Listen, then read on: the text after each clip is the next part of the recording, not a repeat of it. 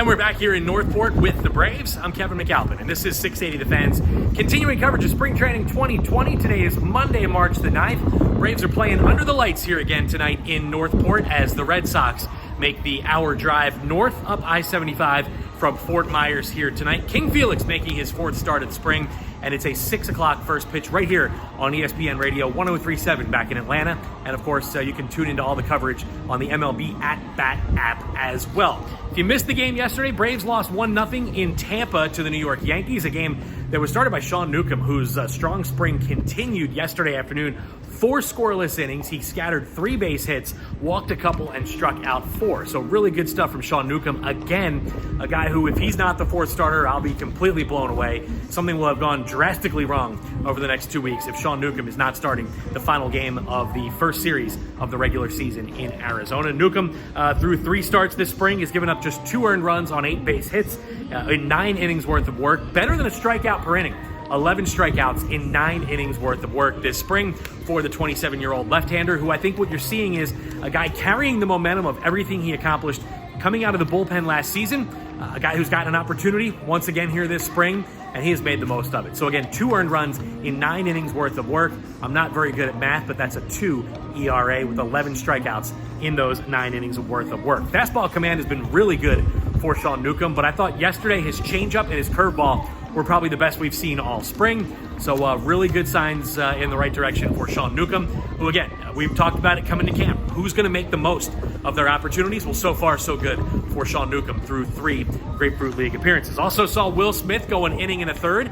That's something you've seen from Brian Snitker here this spring, is the ability to use those late inning guys, whether it's Smith or Green or Melanson, to get them up and down, to bring them back in for a second inning worth of work.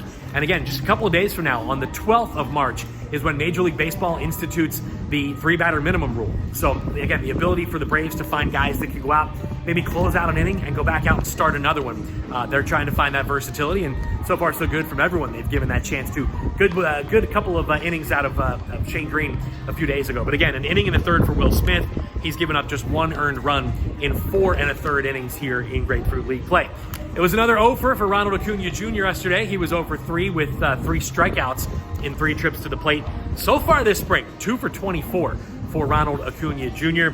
With 11 strikeouts over those 24 at-bats over the course of 9 Grapefruit League contests. Acuna not in the lineup here tonight.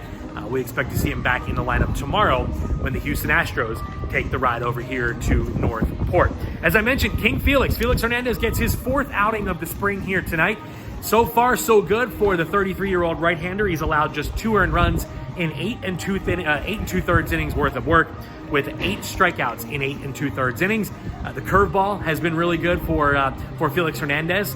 His changeup has been really, really good as well. Again, spotting, locating the corners, missing a lot of bats here throughout spring. Again, a guy you don't worry about velo with the fastball because it's not where it used to be. But secondary stuff has been really, really good. Now, I couldn't help but notice when the lineup came out today, I thought we might see King Felix get an at-bat, but the Braves are going to go with the DH one more time around.